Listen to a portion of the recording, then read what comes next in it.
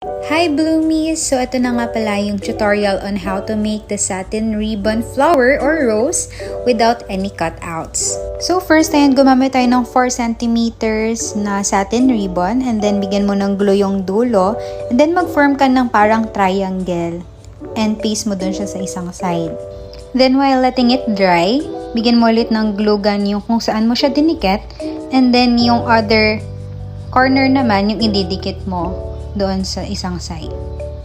So next naman na gagawin natin is yung other side ng petal-like structure ng ribbon. Disclaimer lang pala guys, this idea is not from me. I just saw it also on TikTok and then yun, just like you, ginaya ko lang siya dahil ayoko nang mag-cut out pa ng mga ribbon. So ayan, binagalan ko na yung paggawa para makita nyo na paano gawin yung other side. Kasi medyo mahirap siyang i-explain through words, pero easy lang naman siyang gawin.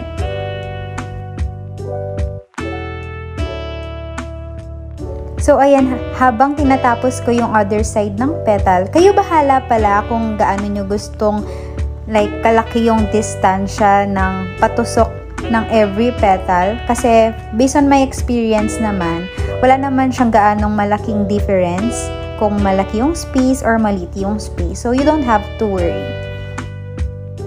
So, ayan, nakagawa na tayo ng 2 petals ng rose na gagawin natin.